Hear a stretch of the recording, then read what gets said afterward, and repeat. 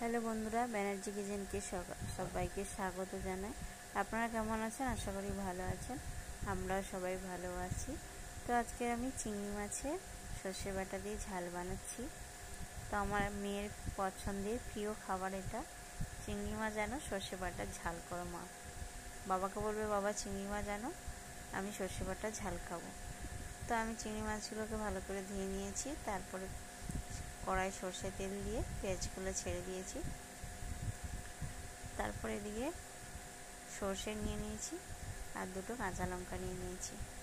তারপরে এদিকে পেঁয়াজটা ভালো করে ভেজে নেব একটু। তারপর দেখো ভালো করে পেঁয়াজটা ভেজে নিচ্ছি। তারপর দিয়ে দেবো চিংড়ি মাছগুলো। তারপরে আমার চিংড়ি মাছগুলো তারপরে আমি দিয়ে দিলাম, দিয়ে ভালো করে নেড়ে নিচ্ছি। একটু ভাজা ভাজা মতন চিংড়ি মাছটা হয়ে যাবে।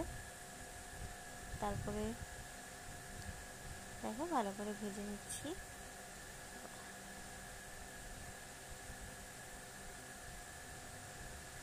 তারপরে আবারও একটু ভালো করে ভেজে নিচ্ছি, দিয়ে অল্প একটু আলু দিলাম, কেন চিংড়ি মাছ তো এই কটা হয়ে যায়, তারপরে আলু দিলে টেস্ট লাগে, আলু দিয়ে তবু খাওয়া হয়ে যায়। তারপরে টমেটো আর কাঁচা লঙ্কা দিয়ে দিয়েছি, কাঁচা লঙ্কা অল্প করে দিয়েছি, আর একটু দিলে ভালো, একটু ঝাল ঝাল হলে। মেয়ে খাবে তো, তাই জন্য একটু ঝালটা আমি কম দিলাম। তারপরে আবার ভালো করে আলুটাকে কষিয়ে নেব। তারপরে দিয়ে দেবো পরিমাণ মতন নুন। তারপর অল্প একটু হলুদ দিয়ে দিচ্ছি।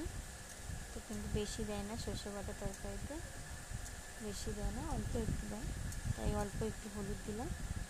দিয়ে যে সর্ষেটা বেটে রেখেছি ওটা দিয়ে দিচ্ছি।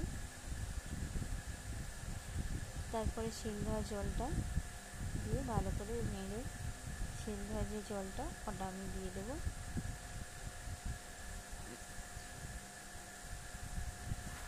তারপরে যে চিনি অল্প একটু দিলাম টেস্ট হওয়ার জন্য।